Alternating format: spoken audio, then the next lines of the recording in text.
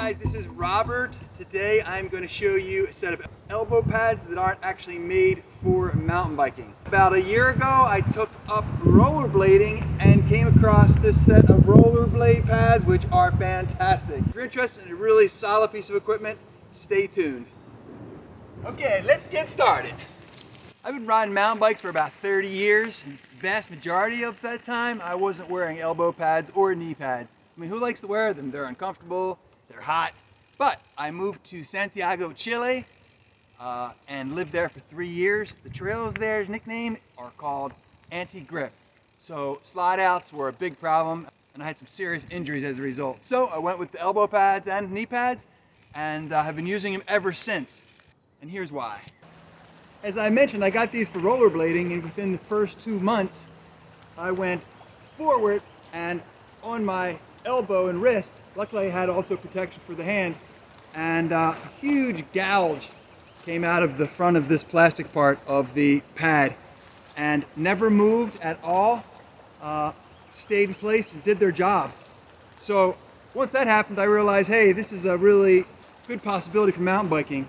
The things that I really like about them are they don't cover a lot of area on the elbow, so they're still breathing on the arm. They're not too hot.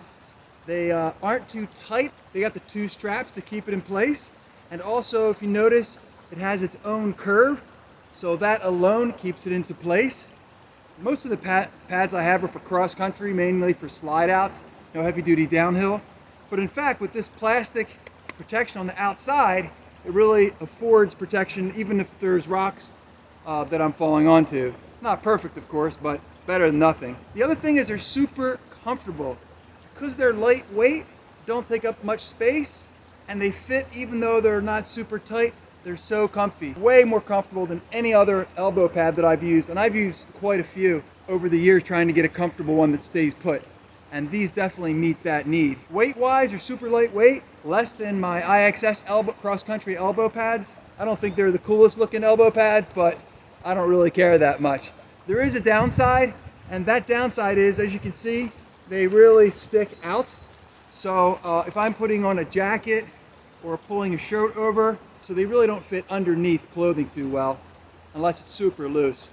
But I'm gonna use them for summer wear anyway, and always have short sleeve shirts, so that's really not gonna be a big issue for me.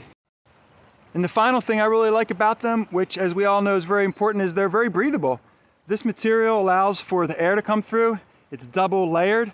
And then also they don't fit super tight, allowing for air circulation to get inside. So again, yeah, if you're really looking for a nice lightweight pair of elbow pads, I would try out one of these sets of rollerblade pads. I don't think you're gonna be disappointed.